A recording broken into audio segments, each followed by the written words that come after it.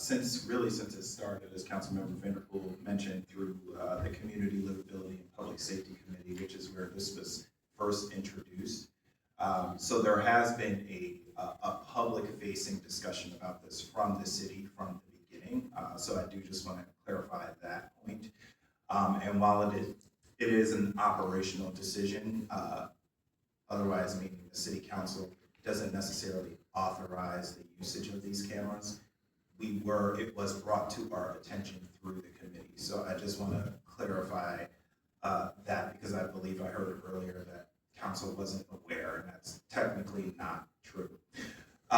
So obviously we've heard that this is an evolving situation, and I'm willing to admit that after what I'm hearing tonight, that my thoughts are evolving as well. I'm thinking that we need to have the study session so that we can hear all of the information, because there was information that we just had in a public safety update from the Community Livability and Public Safety Committee that I think is still worth telling that story and providing that information to the community. And I think that that is the appropriate setting for council to have a more robust discussion specifically on the subject of the usage of flock cameras, which is one of only 2 agenda items that night. And so there isn't an opportunity for public comment at a study session, but obviously you are welcome to attend and observe the meeting if you would like, or you can watch at home. But I do appreciate everybody coming out tonight and expressing your concerns. This is why we have public comment. So are there any additional comments? Mayor Pro Tem Lynn. Yeah, I think they were well covered by many of my council colleagues. I also really appreciate everyone coming out. I've seen sort of across the dais here, as I'm calling up public commenters, that there's a lot of notes being written, and I know for myself I have almost a page full of notes to look into.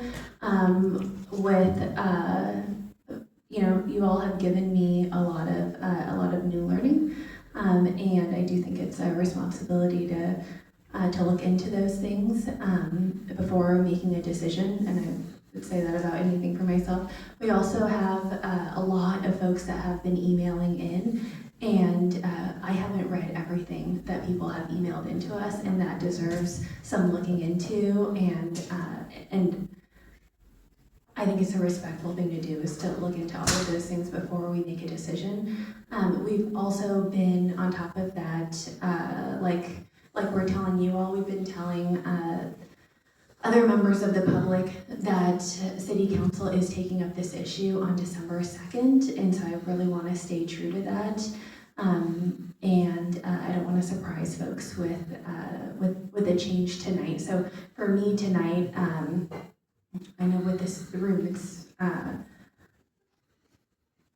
it might not land well, but for me, I'm not prepared to make a decision tonight. I've heard a lot of very, very compelling things, and I think we need to look into it. And I'm not saying it's taking a long time to study the issues, but I think it's important to look into things. We've also heard a couple of, I think a few different things where it's Councilmember Vanderpool, for example.